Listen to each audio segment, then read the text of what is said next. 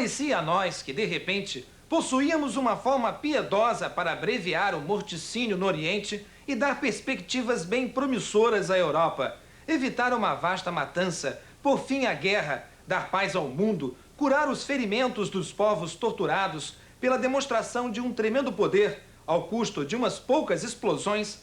Parecia, depois de todos os labores, sofrimentos e perigos, um milagre libertador.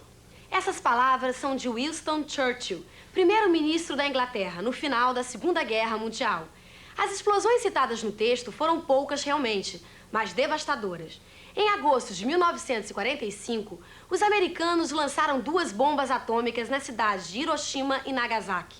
50 anos depois, ainda é impossível esquecer essa tragédia que matou e feriu milhares de vidas no Japão. Está no ar o Arquivo de História. O programa de hoje revive um dos momentos mais dramáticos da história da humanidade. A Segunda Grande Guerra, que sacudiu o mundo entre 1939 e 1945. O conflito foi uma espécie de segundo tempo de um violento jogo de poder iniciado com a Primeira Guerra Mundial em 1914. Não havia regras e nem juízes que dessem jeito no alucinado desejo de dominação. A disputa era cega pelo controle de territórios estratégicos, de áreas coloniais e também de países independentes.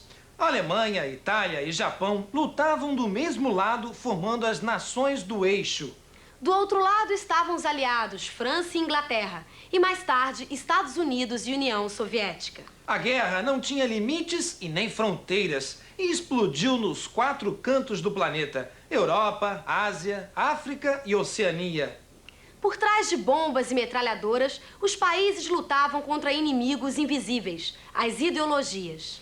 Estados Unidos, Inglaterra e França entravam em campo para defender o modelo de democracia liberal. Mesmo assim, tiveram como aliada, a partir de 1941, a Rússia socialista, que se aliou por outros motivos.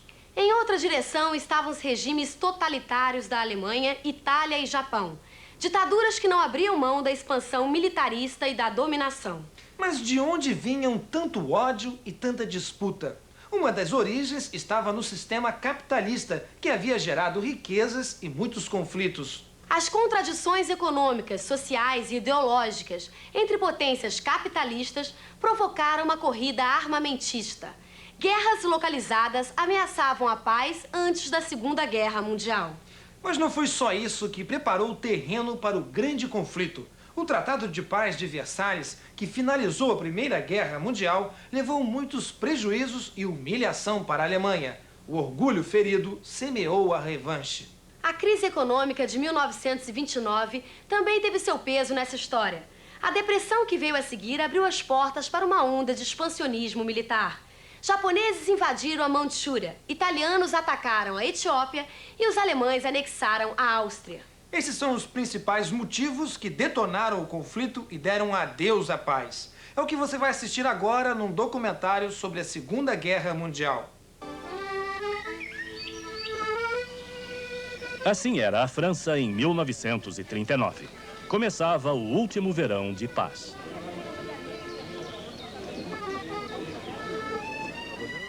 Paz. Premonições. Guerra. Paz.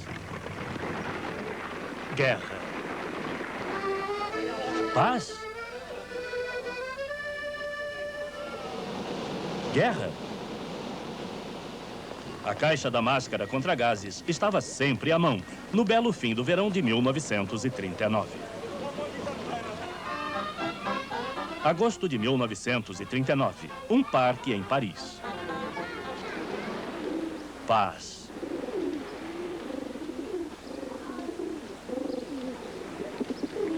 Guerra. 1º de setembro de 1939. Hitler invadiu a Polônia. Guerra. Apenas 2 décadas depois da Primeira Guerra Mundial, a Europa via, fraca e impotente, Hitler impor uma exigência depois da outra. Guerra na Europa. Na Ásia, a guerra já durava vários anos. O Japão conquistou a China.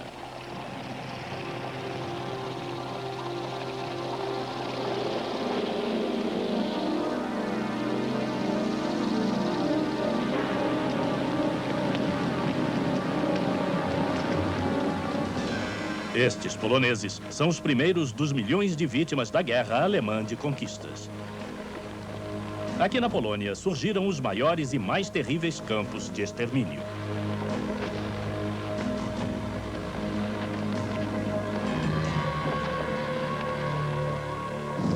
Ataque a Varsóvia. Depois de 4 semanas de uma guerra relâmpago, a Polônia estava perdida. Será que Hitler já estava satisfeito? Ou será que agora iria atacar os países ocidentais que não ajudaram a Polônia? Hitler e Stalin dividiram entre si a Polônia derrotada e outros países. E Stalin logo atacaria a Finlândia. Varsóvia estava em chamas.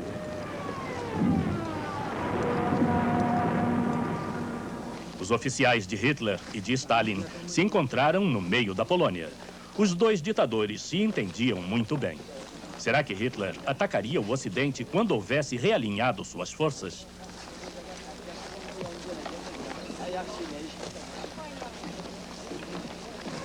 Outono de 1939, no Oriente.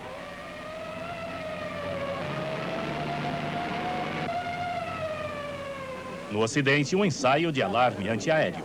Aqui quase não havia tiros ainda, mas havia medo de ataques com bombas de gás letal. Os governos procuravam acalmar a população. Era possível proteger-se e proteger as crianças perfeitamente. No outono de 39, as tropas francesas e inglesas no norte da França acreditavam estar tão bem armadas que os alemães, depois de um ataque, iriam se retirar com terríveis perdas. Acreditavam que esta derrota faria com que os soldados alemães se afastassem de Hitler. Inverno na linha de defesa Maginot, na França. Talvez, no verão, a paz voltasse. Primavera de 1940.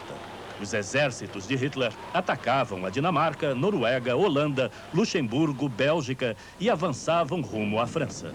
Junto com o ditador italiano Mussolini, Hitler logo envolveria o sudeste europeu e o norte da África em sua guerra. Nada mais deveria impedir a vitória da Alemanha nacional-socialista.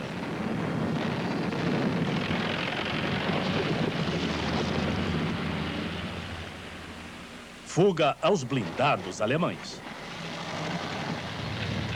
Os franceses iam para o interior do país pelas estradas do norte da França. Nem os próprios soldados, nem os britânicos sediados na França podiam deter o avanço alemão. Também de Paris fugia muita gente. Temiam que sua cidade sofresse o mesmo destino que Varsóvia.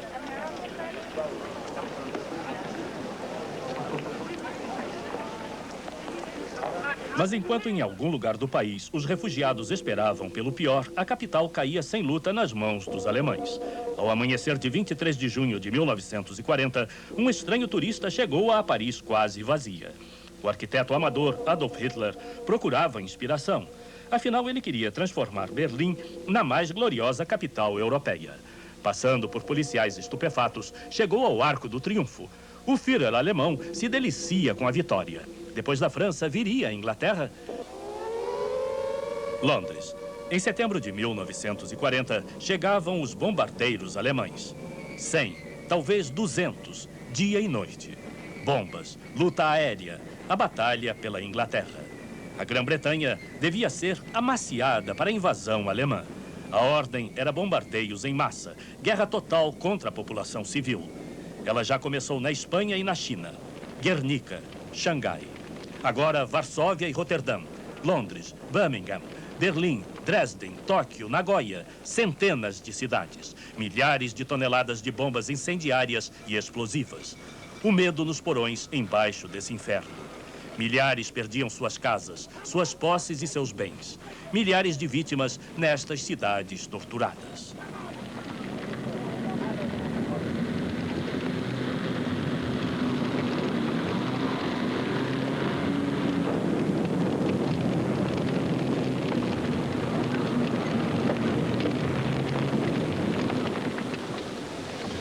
As profundezas do metrô londrino ofereciam proteção contra as bombas.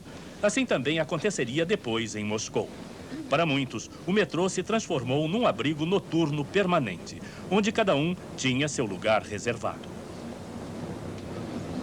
Mas, apesar de tudo, o trânsito de trens prosseguiu.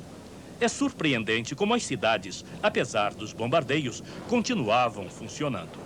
Quando a catástrofe se transforma em rotina, a gente acaba se adaptando a ela. Entre os bombardeios, tanta rotina quanto possível. Ela era necessária, como um ponto de apoio em meio à incerteza.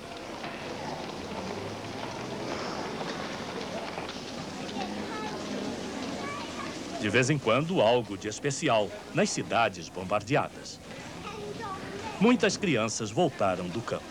A separação era insuportável, mas pelo menos não caía nenhuma bomba de gás. Todo mundo temia o gás. Uma noite como qualquer outra nas cidades bombardeadas. O pintor inglês Henry Moore visita o mundo subterrâneo.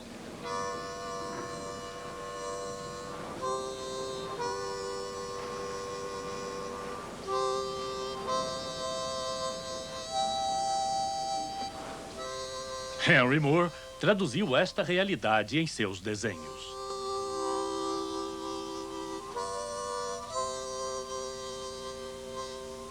Protegidos nos abrigos. Abrigos? Catacumbas. Protegidos? Sobreviventes. Pessoas na guerra. A vida, tal como era antes, parecia uma coisa infinitamente longínqua.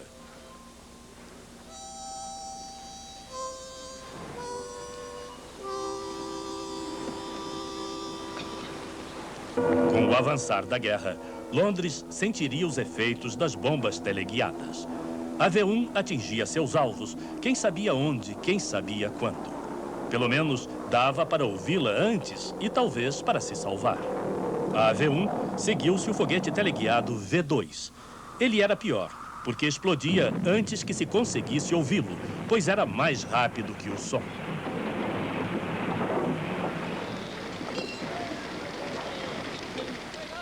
Mas, apesar de tudo, as bombas não deixavam a Inglaterra enfraquecida para o ataque final, como Hitler havia imaginado. A necessidade geral unia e provocava a altivez. A Alemanha perdia a guerra aérea sobre a Inglaterra.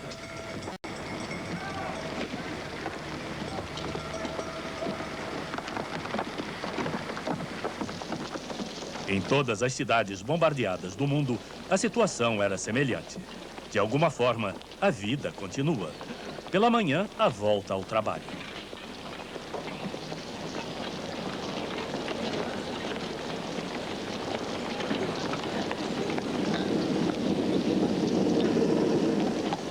As coisas são arrumadas, consertadas, serzidas, improvisadas. Apesar de tudo, ainda se tinha escapado com vida. Todo novo dia era um presente.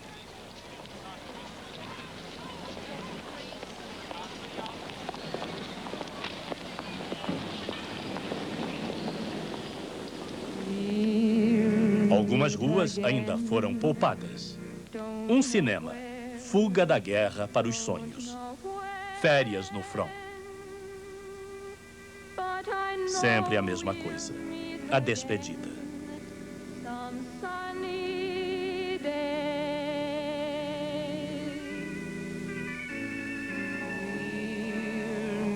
Também na América, vai-se para a guerra.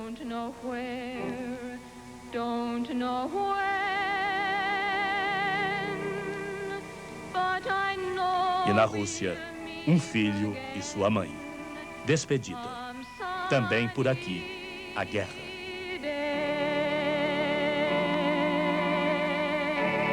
O Arquivo de História está de volta na Segunda Guerra Mundial. O mundo estava de mal com a paz. Ao invés do diálogo internacional, bombas de gás. E no lugar de respeito à soberania dos povos, o que se via era agressão e dominação. Hitler, o poderoso ditador nazista, sonhava com um grande império alemão. Nesta ânsia de conquistas, a Polônia era peça importante e foi invadida em 1º de setembro de 1939. Explode a Segunda Guerra Mundial. Para evitar um confronto com os soviéticos, naquele momento, Hitler assina em 1939 um pacto de não agressão com os russos, um dos muitos conchavos da guerra que alimentaram o jogo de interesses. Alemães e russos assinaram o Pacto Nazi-Soviético, que secretamente dava liberdade de ação aos alemães na parte ocidental da Polônia. E na parte oriental, essa liberdade de dominação seria dos soviéticos. A Inglaterra e a França resolveram, de início, não se envolver na política expansionista de Hitler. É que, no fundo, esses dois países estavam de olho em seus interesses. Havia a esperança de que Hitler invadisse a União Soviética e enfrentasse o perigo vermelho, o comunismo. Essa invasão acabou acontecendo mais tarde e transformou a União Soviética num terrível campo de batalha. É o que nós vamos ver a seguir com a continuação do documentário sobre a Segunda Guerra Mundial. União Soviética, junho de 1941. Convocação. Fim da paz. A Alemanha de Hitler agora também invadiu a União Soviética. Durante a guerra, também as mulheres serviam no exército, até mesmo no front, como soldados do Exército Vermelho. Hitler acreditava que com seu exército tecnicamente desenvolvido, conseguiria vencer em mais uma guerra relâmpago a União Soviética, que considerava inferior. Fazia alguns dias, Hitler e Stalin ainda eram parceiros. Agora, a Alemanha queria se transformar na única superpotência do continente europeu. Algum lugar da União Soviética. As tropas de Hitler estiveram por aqui, mortos como...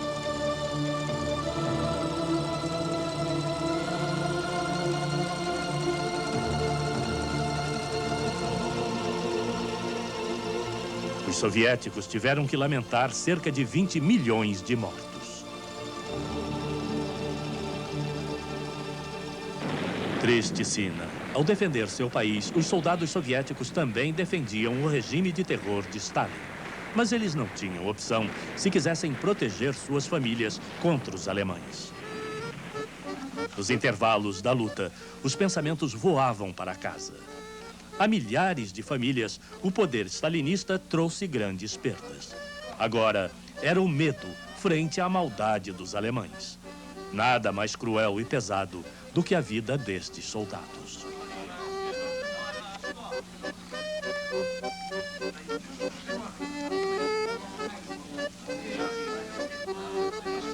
Na América, forças femininas de apoio vão cuidar das tropas. Frank Sinatra.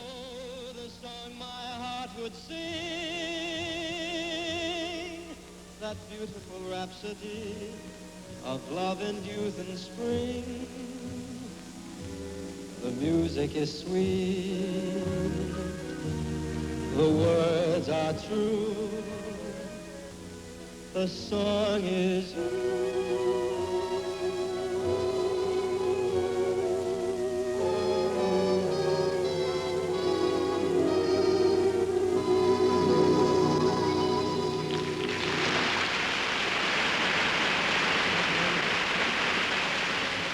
Agora, os Estados Unidos também estavam em guerra.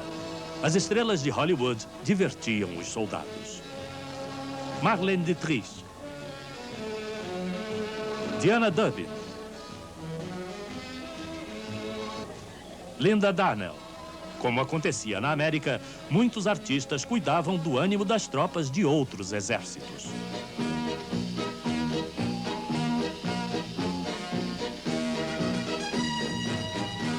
Soldados nas linhas de produção? Eles marchavam num centro de pesquisas onde o exército americano estava desenvolvendo a maneira ideal para cuidar de seus soldados. Valor nutritivo super concentrado. Desidratadas, padronizadas, produzidas e embaladas mecanicamente as famosas rações K, com as quais os soldados americanos eram abastecidos em todos os cantos do mundo. Pela primeira vez, um exército ficava independente da situação alimentar da zona de guerra. Rações K, uma refeição militar perfeitamente balanceada. Rações K, melhor do que ter que comer sempre frango assado. Oceano Pacífico.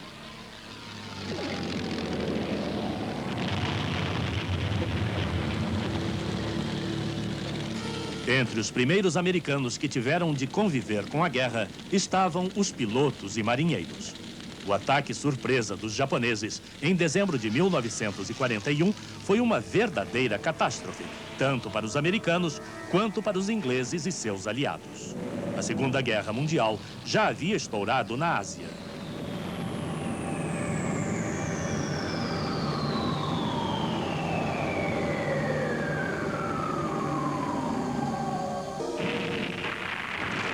6 de junho de 1944.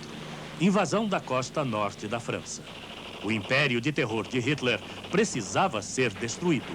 Tropas americanas e inglesas e seus aliados, dentre os quais unidades francesas no exílio, avançavam rumo ao Império Alemão, que através da derrota no Oriente e da guerra aérea, estava enfraquecido.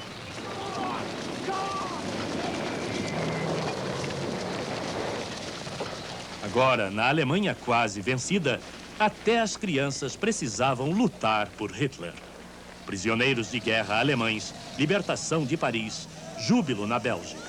Setembro de 1944. Libertação. Berlim, abril de 1945. Tanques soviéticos. A maior humilhação para Hitler, que não havia conseguido ocupar Moscou, acabando por fracassar no inverno russo.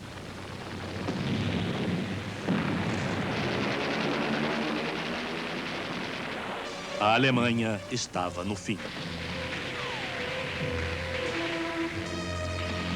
Hitler se suicidou aqui, no bunker da chancelaria do Reich. Soldados soviéticos e americanos se encontravam no meio da Alemanha, parceiros na vitória. Uma parceria que salvou o Estado soviético. Há um mundo novo. Parceria? Finalmente, a Holanda também estava livre. Na Europa, a guerra chegava ao fim. Mas apenas no Ocidente europeu, como aqui na Holanda, a bela primavera do ano de 1945 trouxe a liberdade.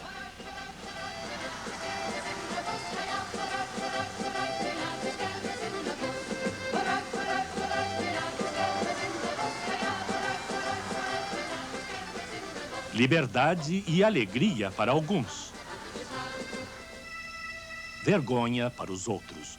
Vingança contra aqueles que colaboraram com o inimigo. Explosões de ódio contido. Geralmente, um julgamento sumário. Que vergonha. Ela namorou um soldado alemão.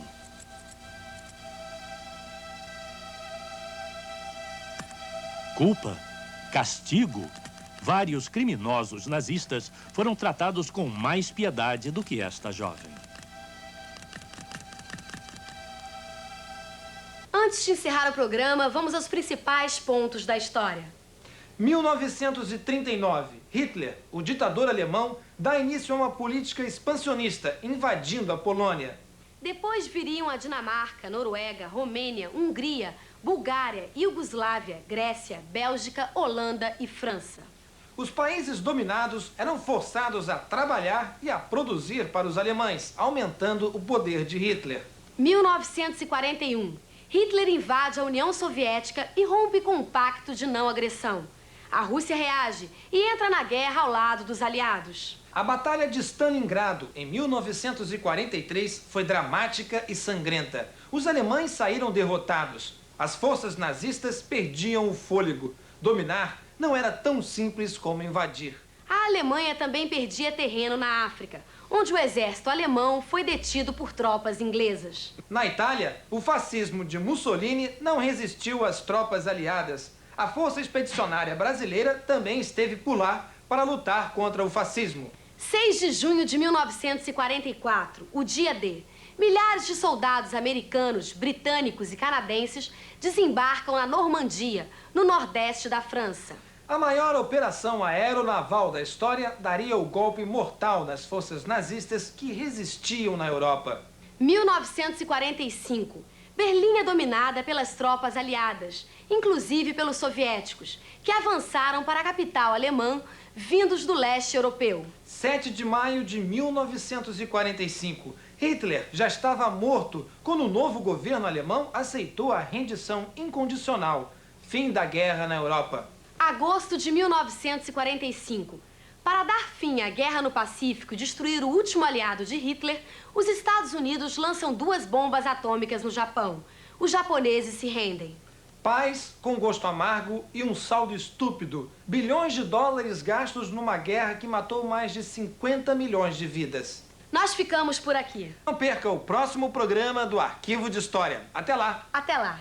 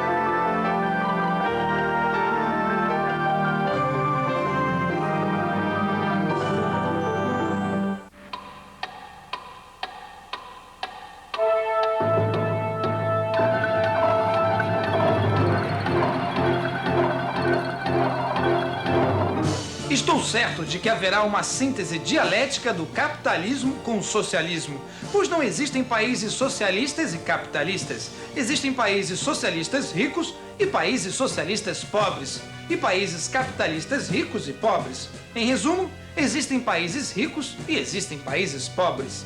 O pensamento é do inquieto cineasta brasileiro Glauber Rocha. Está no filme A Idade da Terra, de 1980. Está no ar o Arquivo de História. Neste programa, vamos acompanhar as trilhas do mundo depois da Segunda Grande Guerra.